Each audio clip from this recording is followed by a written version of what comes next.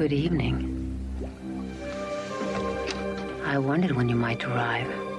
So you are the mysterious Octopussy. And you are James Bond, 007 licensed to kill. Am I to be your target for tonight? Well, not necessarily. Hello and welcome to Book versus Movie. This is a podcast where we read books that have been adapted into movies and then we try to decide which we like better, the book or the movie. I am Margot P. of coloniabook.com and this is my good friend and co-host Margot D. of Brooklyn Fit Chick. Hi, everyone. Hello, hello, hello. We are back with a very exciting movie, not so exciting book. Spoiler alert. Oh, boy. Oh, boy. We're going to get into it. But before we do, yes, this is a podcast where we talk about movies that have been adapted, usually from books. But when the pandemic started, we decided to do a brand new episode every single week. And that means we've expanded what we mean by the term book to mean any literary source. So sometimes we're going to be doing movies that are based on a play or magazine article or a short story, even a poem or a song. Today, though, we are going to be talking, I think this is a short story. We can call this a short story, right? Oh, absolutely. It's quite short. And if you have ideas, because we are always looking for ideas, that you would like to share some of your favorite movies that have been adapted from a literary source, there's a few places where you can make those suggestions, meet other listeners of this podcast, and interact with us on the internet. We have a basic Facebook page. Be sure to like it. All the episodes are posted there first. We also have a private Facebook group, and that's really the best place to interact with the both of us. Yes, we're both named Margot, by the way. Just type in book VS Movie Podcast Group and ask to join. And it is a spot where we really just talk about movies and movie stars and books and things like that. We're on Twitter and Instagram. And at both of those places, it's book versus a movie. You just spelled it all out. And we have an old-timey email, book versus movie podcast, spelled it all out at gmail.com. Please send us your suggestions. And like Margot said, it needs to be something we can get our hands on. That includes the movie. It needs to be streaming on a major app. If it's not, we can't cover it because it has to be something everybody has a chance to see at the very least. And also we have stickers. If you'd like some stickers, send us your address in the email, bookversusmoviepodcast@gmail.com, and we will send them to you. And if you really enjoy the show and you would like to help keep us in books or movies, you can also support us on Patreon. We've been doing the show now for, it's 9 years this year. Very, very true. So we have dozens of shows, and it's on our Patreon wall, Patreon. The older stuff is free, but everything that we're putting up there from 2020 and then previous to that is definitely going on the wall. I put a bunch of stuff that we're putting out there. We're streaming out there. Coming up will be Steel Magnolias, Top Gun, Of Mice and Men, Harold and Maude. These are all coming up. They've already been played on the show. They're going to be coming up on our Patreon feed. We have a couple of very affordable options, and it really just helps us get the books and the movies. You know, sometimes we have to ship something overnight from Amazon, that kind of thing. Also the software for the show.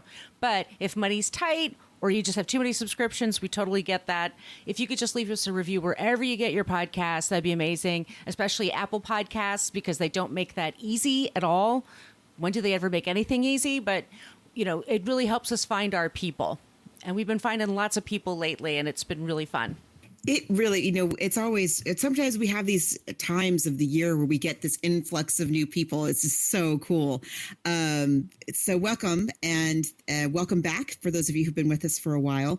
If you had been with us for a while, you know that we enjoy a certain Mr. James Bond here at Book versus Movie. We really enjoy doing these books. These movies are always a good time. Even the bad ones are kind of good. Mm-hmm. We've talked a great deal about Ian Fleming, but since we do have a lot of new people, we'll just kind of hit the bright spots here. Yes, Margot. So Mr. Fleming was born in England. He did serve in World War II. He was an OSI agent. He had spent some time in America. He was friends with people like Roald Dahl. He became a writer. He created James Bond. He was kind of this nebbishy guy that created this very sexy hero. But in real life, the man kind of had his demons, let's just say. He drank heavily. He spent a lot of his time. What was the name of the lair that he lived in Jamaica? Like the name of his home? Oh, yeah. Oh, I've suddenly blanked on that. I'll find it. Okay. because the last years of his life were, at a tropical paradise, but the man literally just spent his time just drinking.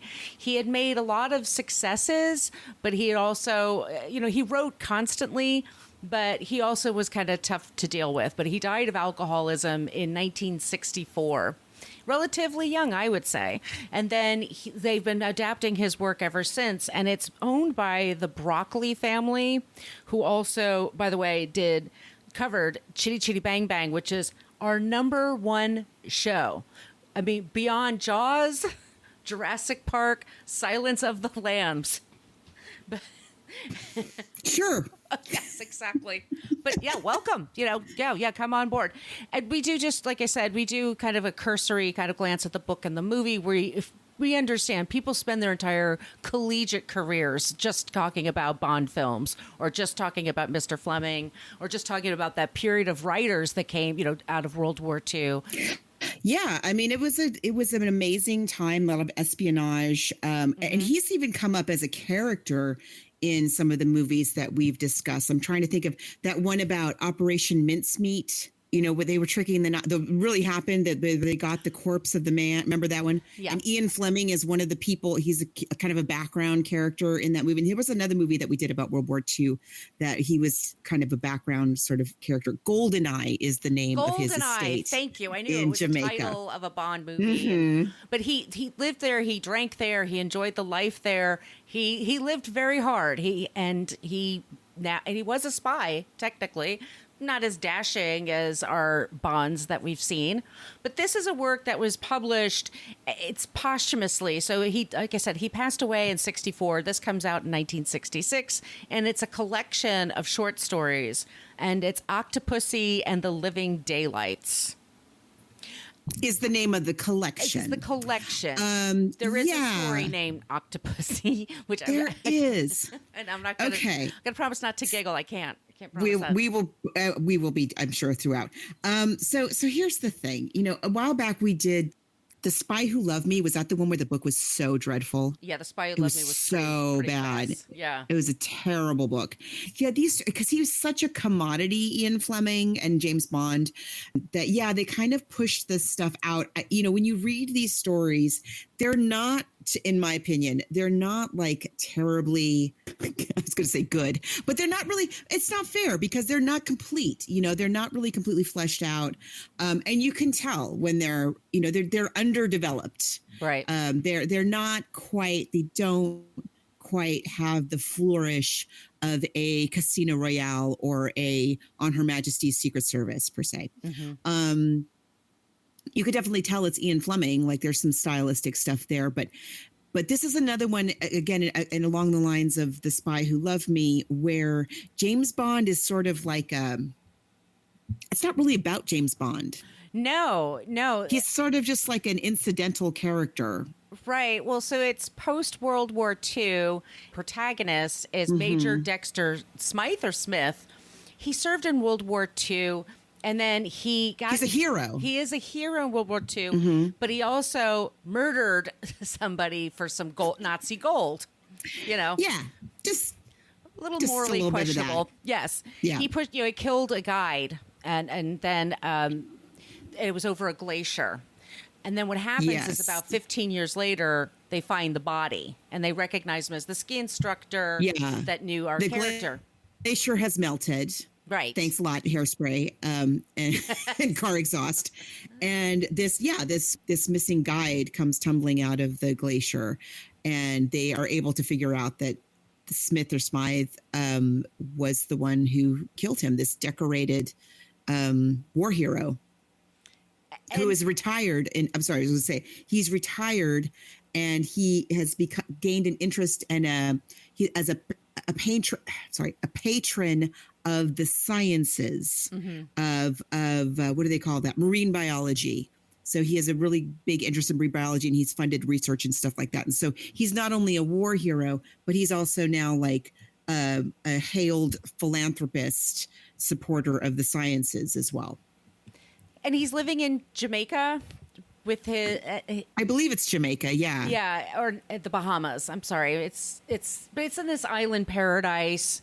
he wanted to leave England behind. So he gets married to a younger woman who's from a good family. Yeehaw, it turns out he's super rich. And she's like, oh, wait, yeah, I hit the jackpot. So they moved to this place. And in the post-World War II of the culture, they were greeted as heroes and they were greeted as part of high society. So they lived it up. They probably around in their 30s when they get married. Well, by the time they're in their 50s, she dies, and then he's left alone. He's like, I'd say about 56, and he's drinking himself every afternoon into oblivion. He's sad. He's lonely. Yeah. He's haunted by what he's done. He's haunted by what he's seen, and he's alone in the world. And he basically... Except for his little octopus. His pet octopus. Which I know I have not seen that movie on Netflix that everybody talked about forever and ever. About the octopus teacher? Is that what it was called? Something like that? Yeah. Everybody told me to see it. No, I haven't seen it yet. I promise I'll see it. But it's his octopus, and he calls her Octopussy. And he feeds her, and he talks to her, and that's his one friend in the whole world. And Bond comes, and they are chatting and they're talking, and he basically is, the jig is up. We know what's going on. As soon as it's announced that Bond is there, he's like, well, here we go. I've been found I out. guess it's time to pay the piper. Yeah. Right. And so he's paying the piper. He's hunting for this scorpion fish to feed Octopussy, and he gets stabbed by the scorpion fish, and he realizes, oh crap, I have like 15 minutes to live. And as he's kind of figuring it out, he dies, and the scorpion is then eaten by Octopussy, or? I think so, yeah. Okay. I think so. And then when they find his body, the people of the town, like, they take the body away and then they eat the octopus. and James Bond looks at the file, and it says that he died of accidental drowning. But Bond wonders, did he die by suicide? Did he make this happen? Correct. Because he would have known rather than better. face the disgrace of having to pay for all the things that he did. And the book is a lot of, which is not a bad story. No, it's better than fine. The Spy Who Loved Me. I was telling Margot, like, I got the audio book, and because I had to travel up to Sacramento, which is about an hour and a half trip each way, and I kept falling asleep. It kept putting me to sleep. I had there's the audio a lot book, of. and I kept walking, like I would go for a walk to get my salad or to get my lunch or whatever, and then I would find myself not even paying attention. Like, right. And you're like, what happened? And because nothing happened. Nothing happens. It's a lot of kind of a reflection of this older former spy who is encountering this young hotshot James Bond. And he, Smythe or Smith, is reflecting on his life as a spy. And like, he sees Bond, Bond asks him a question in a particular way, and he's like, oh yeah, that's how I used to ask the Nazis about such and such. And he sees Bond like, do you have a particular mannerism? He's like, oh yeah, that's supposed to disarm me because I'm supposed to think that such and such. So It's a lot of that. It's a lot of him recognizing that the stuff that he did as a spy, spies are still doing, because this James Bond is showing up and doing the same kind of shtick that he did as a spy. So it's a lot of that. It's a lot of his reflecting on his time in the war and the choices that he's made from a great distance, I would say. It's not that exciting. There's no, even like at the end when he's killed by it's not like this buildup, or it's very, it's just a thing that happens. Yeah. I mean, it's okay. If you have trouble sleeping on the plane, I recommend. Right after Octopussy and the Living Daylights. Right. It goes from Octopussy to the Living Daylights to, in the story, the property in the book, excuse me, in the anthology. Yeah. The Property of a Lady, 007 in New York. Those are the short stories. So Octopussy that we're walking today, because there's already a movie called The Living Daylights, and that's out. But we should also mention about Property of a Lady, because this is important to the movie. Yes. Which is also not a terribly exciting one. It's about a double Soviet agent who, I forget, she's on behalf of the Soviets, she's like auctioning off some Fabergé egg jewelry or an egg. Yeah, at Sotheby's. Oh, yeah, right. It's actually it's jewelry, but it's crafted by Fabergé. And I think a Fabergé is risky business. Is that the Fabergé egg that he worries about? Oh, that's right. I've forgotten all Cruise. about that. Yeah. When I worked at the Met, we had a big exhibit of Fabergé. I went to not that. just the eggs, but it was incredible. Yeah. And you know who owned a lot of that stuff? I don't know if we brought this up before. Do you know who owned a lot of that stuff? No. Joan Rivers. Wow. There was a few pieces in the collection that belonged to Joan Rivers. She had an extensive collection of Fabergé for a private citizen, you know. Wow. I've been in her apartment. Have you? What was it like? It was beautiful. She did a documentary. Yes, I soon remember before it. yeah, It was amazing. So I was a book party that I was working, and it was at her apartment. She's good friends with him, so I was at that apartment, and it was gorgeous, and she had amazing. Oh, it looks amazing in that documentary. Yeah, yeah. So that's so interesting. Yeah. So in this story, it's jewelry, but it's by Fabergé, and Correct. And so she's there. She's taking it to Sotheby's to auction it. And Bond suspects that the KGB is involved. I'm looking at it at the Wikipedia It's a page now weird 'cause I couldn't story. understand it. Yeah, it just like the one with Smythe. It's not completely fleshed out, in my opinion. I tried to listen to it, but I could not keep track of the plot. Like, she's auctioning the piece on behalf of the Soviets, but then she's a double agent. And he'll underbid the item so that it'll spike up in value. Right. It's something about driving up the currency value. It's weird. I couldn't follow it. Yeah, it's not great.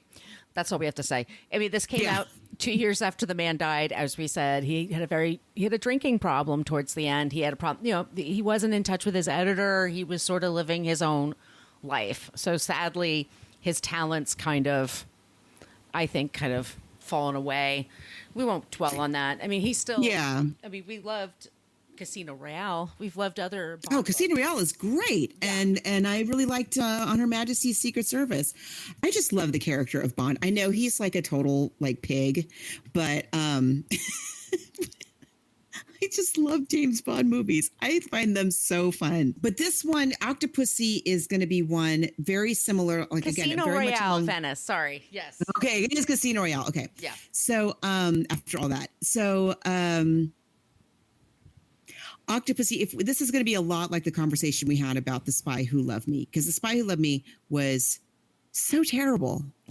It's so bad, you guys. Like, it's almost unreadable. It's the worst one I think I've read of all of these. It's real bad. And so they just basically took the title. Yeah. And then they made a fun movie with Roger Moore. Well, so we should say that this is 1983, and it was called The Battle of the Bonds because there's two different Bond movies in production, which never happens. So weird. Which is Why? bizarre because Sean Connery.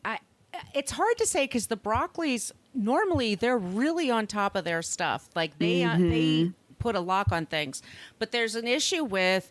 There was United Artists and there's MGM Studios. And when they merged, the different production houses had to merge and they had a hard time kind of keeping things in check. So what happened, which is something that never should happen, is you have two Bonds competing with each other. Now, not directly, one's in June and the other comes out in October or November of 83. But still you're creating the competition, right? In terms of marketing, that's totally at the same time. How did you market this movie? I mean, it's very strange. So Roger Moore is coming back. I believe this is his sixth time as James Bond. Not a young man, but I have to say he brings it. Got it. He looks like he's having so much fun. He does. Yeah. I just love Roger Moore. Me too. I really enjoy his performances. He just seems like that. Well, so they filmed it at the same time. Mostly in England on same studio lots. I think his Superman 3 was also filmed there.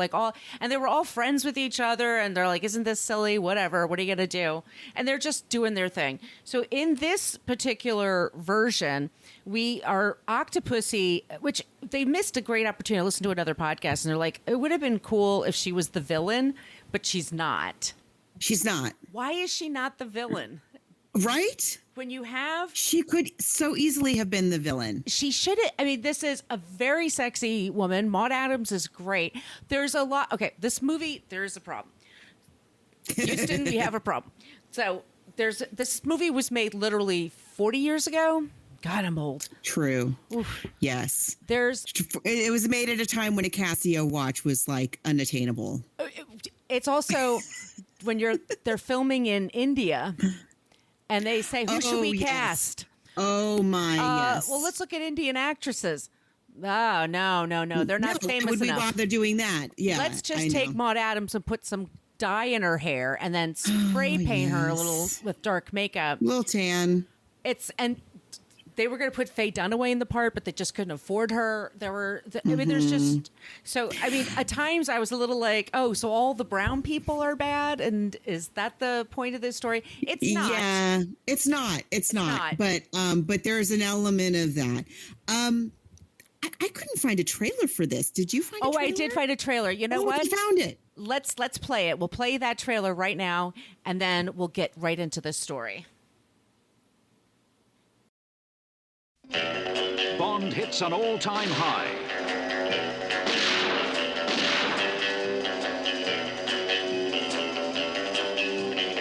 Roger Moore is Ian Fleming's James Bond 007 in Octopussy.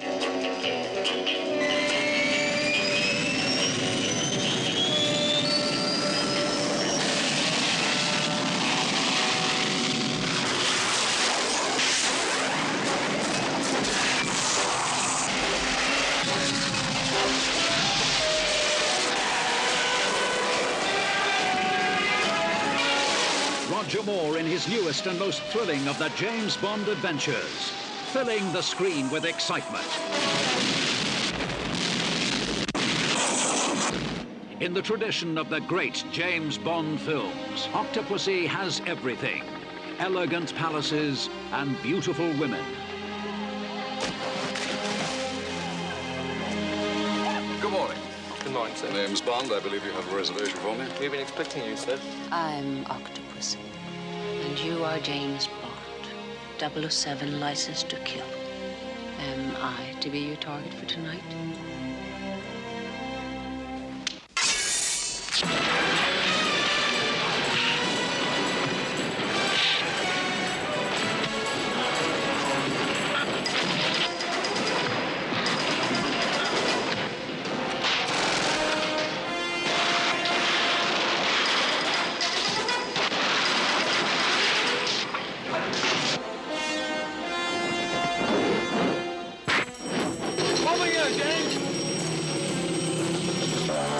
This is Bond at his best, hitting an all-time high in Octopussy.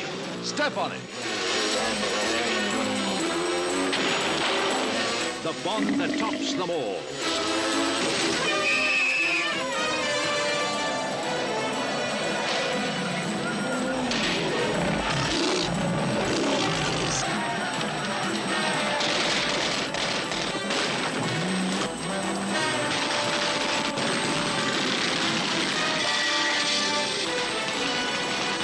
Follow that car.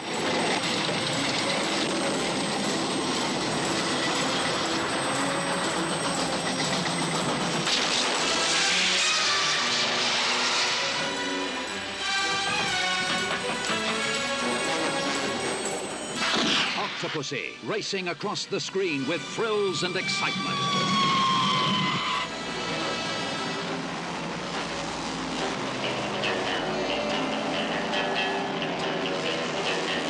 Roger Moore in his newest James Bond adventure, hitting an all-time high in Octopussy.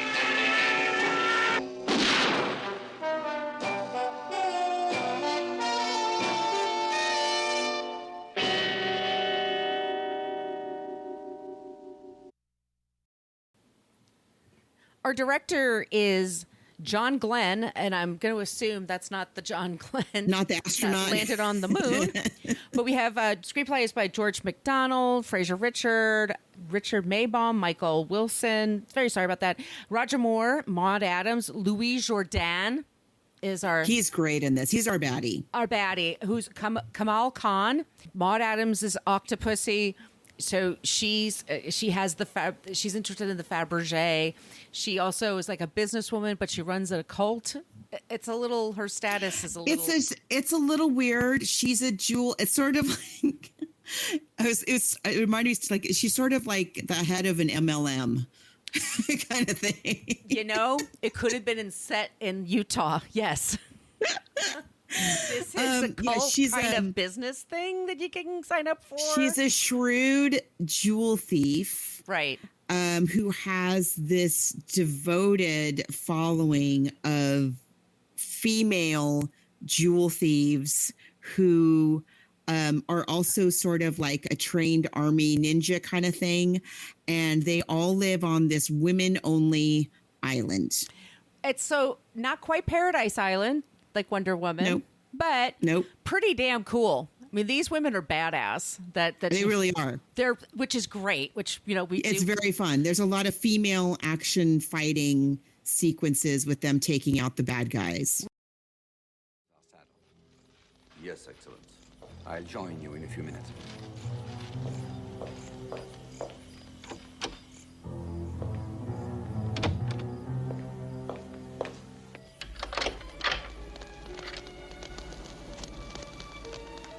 Do you really think you can escape me? Orloff betrayed us. I swear I knew nothing about the bomb. We're partners, we're friends. Octopussy, I would never do anything to hurt you.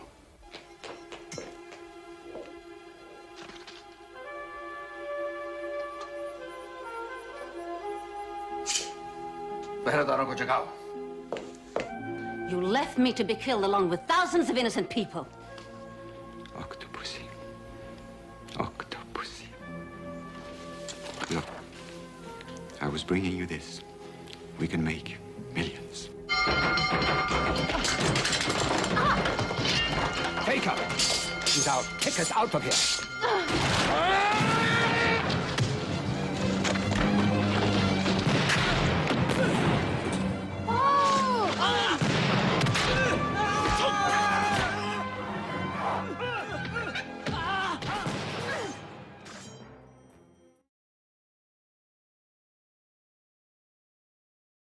Which is fun. Which is really fun. We have Christina Wayborn, who's also, I think, Swedish, and they hired her. Isn't Maud Adams Swedish? Yes, she is. Yeah. Yes, Maud Adams is definitely Swedish. Kabir Bedi.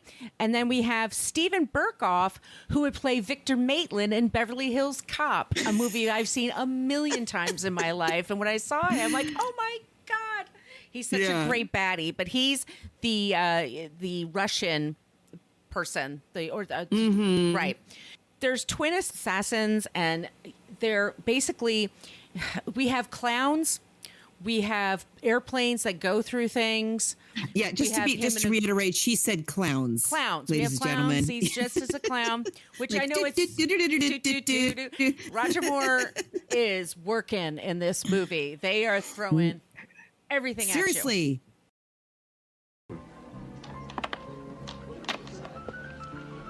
Why don't we make it interesting, Major? A double to 100,000 rupees. I can't accept. Not with your luck. You win. Well, I would have taken that double myself. Then why don't you take over the Major's position? Mr. Bond. James Bond. Thank you, I'd be delighted. 100,000 rupees, then. 666. It was not such a good double to accept after all, was it?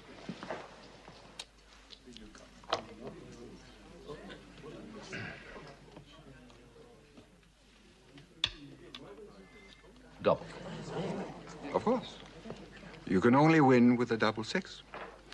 The stake is 200,000 rupees. Do you have the cash?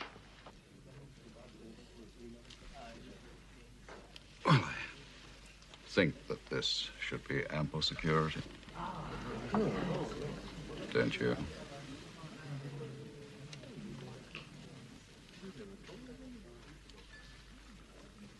play, Mr. Bond. You need a great deal of luck to get out of this. Oh, luck. Well, then I shall use player's privilege and use your lucky dice. It's all in the wrist. Double sixes. Fancy that? 200,000 rupees.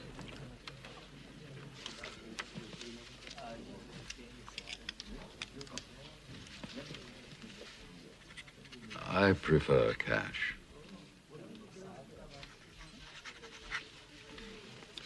Get it cashed for him. Yes, sir. Spend the money quickly, Mr. Bond. I intend to, Kamal Khan. My security. And yours.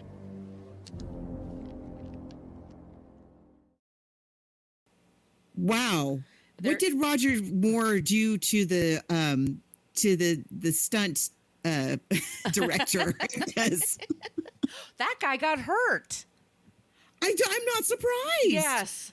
The stunts in this thing. The stunts are amazing. Amazing in this. And this they truly are impressive. right, I will say that. Not yes, green they screened. I mean, this is the real stuff. But we have Fabergé eggs. We have this gorgeous Indian background, and we have these gorgeous women everywhere, and these hot men. I mean, it's filled with like really interesting people. But he basically, Kamal Khan is an exile. He was an Afghan prince. He's an exile, and then he's playing backgammon, but he cheats.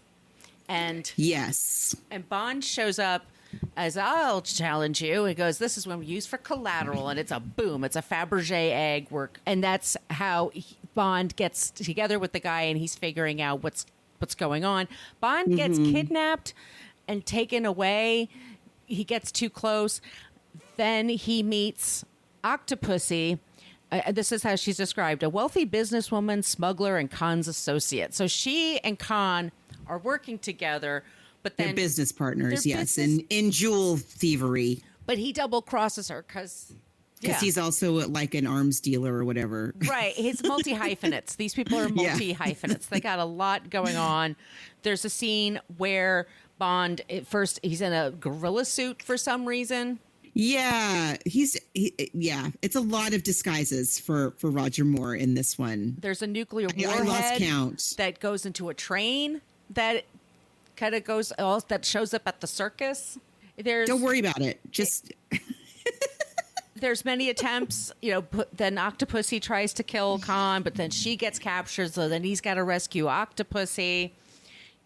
I want to mention he has a sidekick for most of the film, Vijay Armitage, whose character is also called Vijay, which is hilarious because he was a very, very famous tennis player.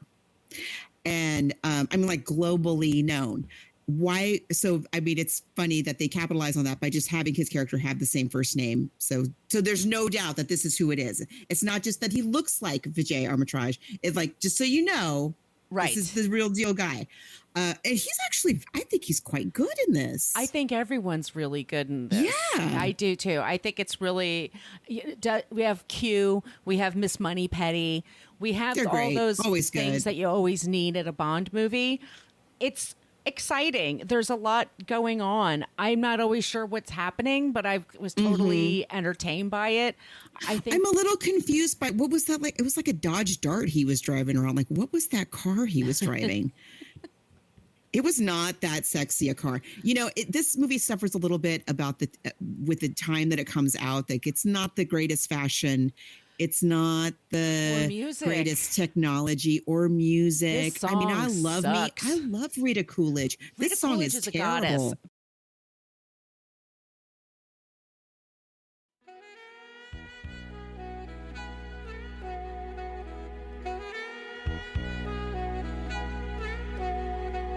All I wanted was a sweet distraction for an hour or two. Had no intention to do the things we've done.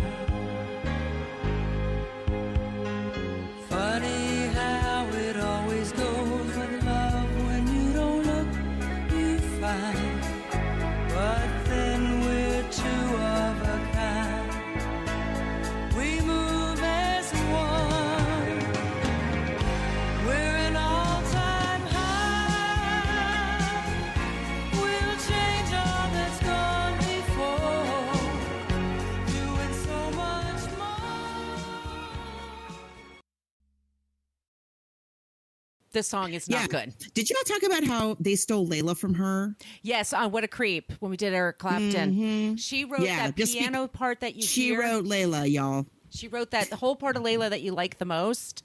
Yeah. That was hers. That's Rita Coolidge. And she never had credit for it. So she's with Tim Rice, or she's with some Broadway crate. Tim Rice wrote it's Tim Rice. It's not a good song at all. No, it's nothing. And that's the thing usually with Bond films. They have a good song. You know, it's a big gig. It's a big deal for an artist to be asked to do it because it gets publicity right away. You were going to get a lot of them made the top 40. You know, a lot of them were charters. This movie, you know, again, like I said, it's not like the most ideal time as far as the technology, as far as the fashion. I think they're making the most of it. But I did feel a little bit like it was a little low budge compared to The Spy Who Loved Me. Like The Spy Who Loved Me, those backdrops and the art direction and the set were so perfectly, you know, disco Bond, 100% like all in.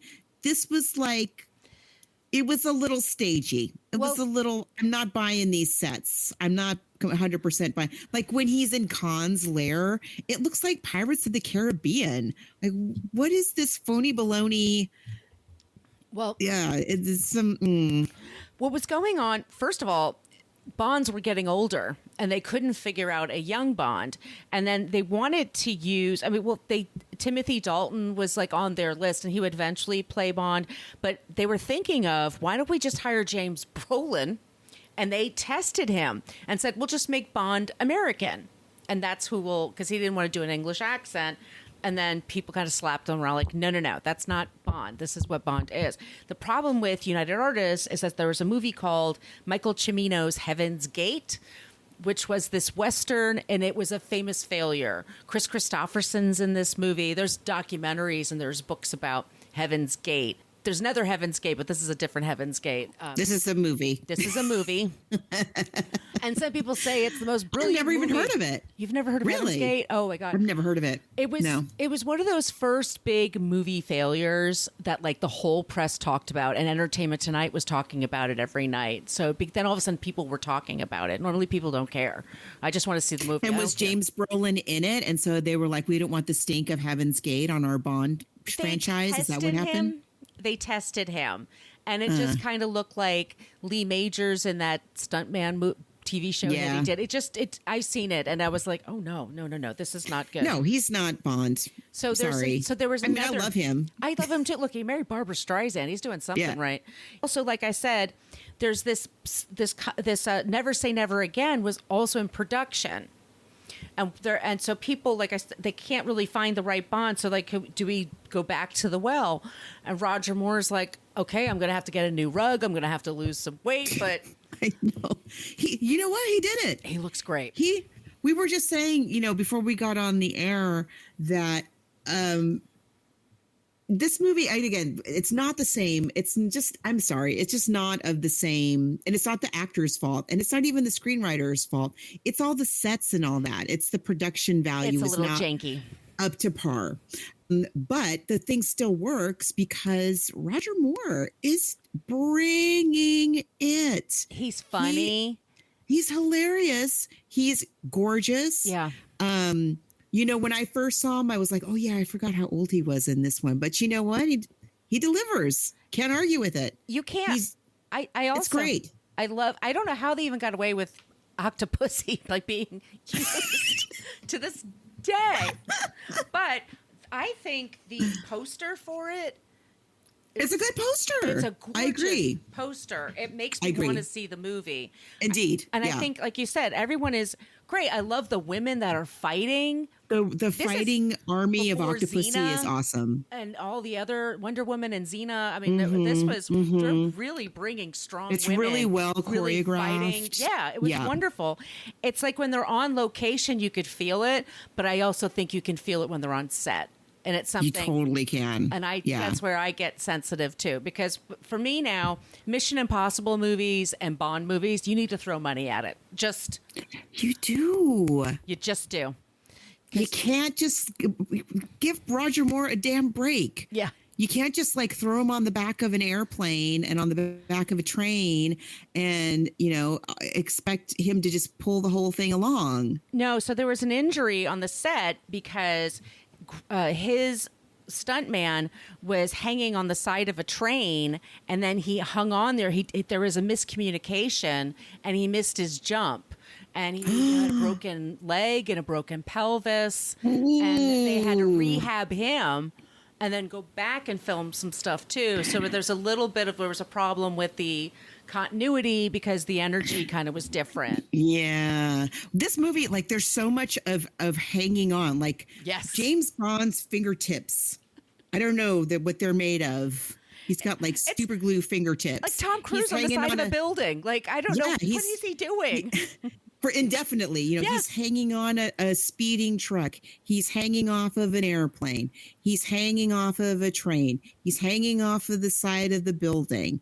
He's hanging off of a cliff, holding on to Octopussy as he manages with just his little bitty teeny tiny fingertips to pull both two fully grown adults up the side of a cliff. His fingertips are really they're pretty special. Really working overtime here. It's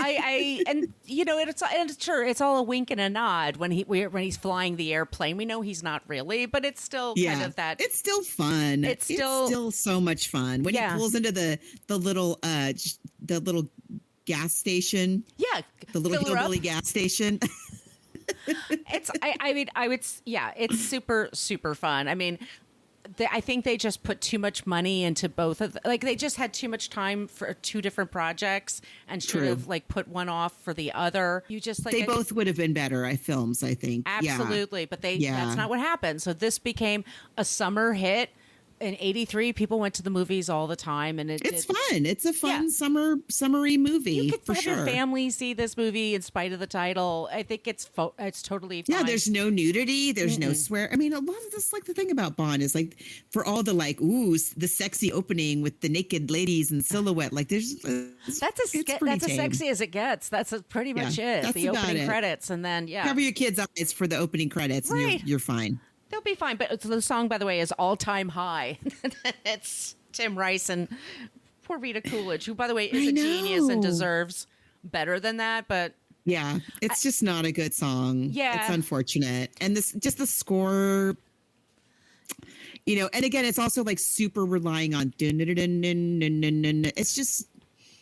a little lazy. It's a little lazy on the part of production, not on the part of any of the cast, because the cast are really,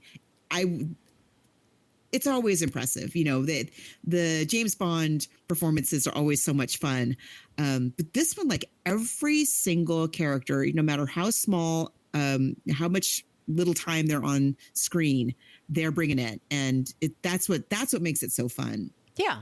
I mean, when Bond just walks right into a circus, there's a nuclear jet, like a bomb, like coming into the circus. Sure. I don't question. I'm like, all right, okay. He's clearly got work to do. I'm not going to question it. I'm just going to let him do his job. I think there's some question about Maude Adams, and some people think she's not a great Bond girl, and some people, she's not a typical Bond girl. I think it would have been more interesting if she were the villain, if she were the true villain. We forgot to mention the very extremely fragile, misty tie-in to the source material here. Octopussy. So Octopussy, the character, we're told, is the daughter of the man in the story. So the man who's killed by the scorpion fish. And she feels a debt of gratitude to James Bond for sparing her father's legacy, the disgrace of word getting out about, like, the mistakes that he made. And so for that reason, she feels very, very grateful to him. And so she trusts him. Mm-hmm. And so that's how they kind of get together. And then so at a critical moment later on in the movie, she trusts him again. And that's how they save the day with her army of lady ninjas.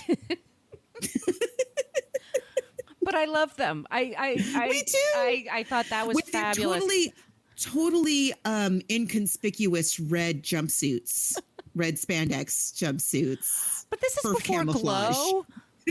This is before Xena. This is a big deal that they have women warriors that were. It was. That they were doing. I think they're fantastic. And Roger Moore is a funny Bond, but I don't mind that. He's the funniest Bond for sure. He's the one with the best sense of humor. Right. He drops, he throws quips around and things like that. So, I mean, book versus movie, it's not even close, I think. No. It's on HBO Max. How long HBO Max exists? I think it's just going to be called Max soon. I don't get anything anymore. I don't know. But yeah, everything's just Amazon.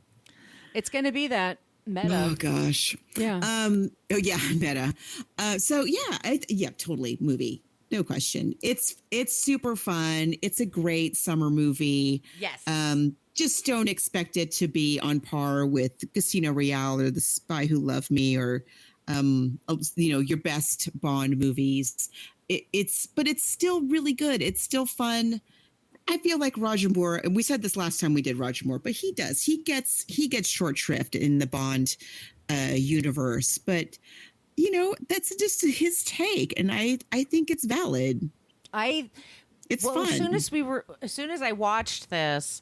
And this is another thing, I had to go back and forth with the apps because Paramount has some of them but doesn't have others. It's very odd. Yeah. But I went to watch The Spy Who Loved Me again because I need the first 10 minutes of The Spy Who Loved Me to watch that every year. So good. It's the best opening sequence. It is. Agreed. It's so good. Fabulous song, fabulous stunts. He's funny in that too. The British flag as he's the guy's sky. It's like goosebumps. Yes. That one is so good. Yeah. So if you're looking for a great one, and we did cover that just last year, and that episode is still in the feed. Movie, not book. Don't read that book. I can't stress it enough how terrible that book is. Life is short. No. Don't do it. You'll never get that time back. Ever. So should we talk about what we're doing next? Yeah, I'm excited because this is one that's come up several times in our Facebook group over years now. And we've just never gotten to it. But now that we've kind of loosened the reins on what we mean by book, we're going to look at it. We're going to finally do Little Foxes. Which is not Foxes, the one with Jodie Foster. Right, which I would do if that were a book and a movie. I would totally want to cover that. But no, Little Foxes. So it's Betty Davis, which I told Margot, I've never seen this, so I'm excited. I love this movie. I'm excited to read the play again and watch the movie. And Lillian Hellman is the author of the play, and the movie is available on Amazon, so it's pretty easy for everyone to get. But that one again, it's once again a fact of people went to the Facebook group and they were just sending us your ideas, and we really appreciate that. So follow us in all those places that I mentioned before. We do check everything. Our email, once again, is bookversusmoviepodcast@gmail.com. And please, if you like this show, please just give us a follow. Be sure to subscribe. It means the world to us. Tell a friend about the show. That's how it goes. That's our favorite, is when you tell somebody about it. We really appreciate it. Margo, where can they find you on the internet? You could find me on Twitter, as long as that still exists, at Brooklyn Margo. My site is Brooklyn Fit Chick. My Instagram is Brooklyn Fit Chick. And then my TikTok is at Margo Donohue, and that's DONOHUE. Where can they find you? You can find me online at coloniabook.com. I also what's up? I don't know. We'll see what happens with Twitter. But all of my social media, including TikTok, which I don't even do, but I just have my handle there, is She's Not Your Mama. And we will be back next time with Little Foxes. Thank you so much for listening to the Book versus Movie podcast. We are a part of the Frolic Podcast Network. You can find more podcasts you will love at frolic.media/podcasts. We follow the hashtags LadyPodSquad and Podern Family. If you want to support the show, you can go to our Patreon page, go to Patreon, and look for Book versus Movie Podcast. We have a basic Facebook page, but we also have a private Facebook group. Go to Facebook and type in Book vs. Movie Podcast group if you want to join that. You can follow us on Twitter and Instagram at Book versus Movie. Spell all those words out. If you'd like to send us an email, it's bookversusmoviepodcast, spelled it all out, @gmail.com. You can follow Margot D at Brooklyn Fit Chick on social media and Margot P at She's Nacho Mama. Thanks so much again for checking out our show, and we'll be back soon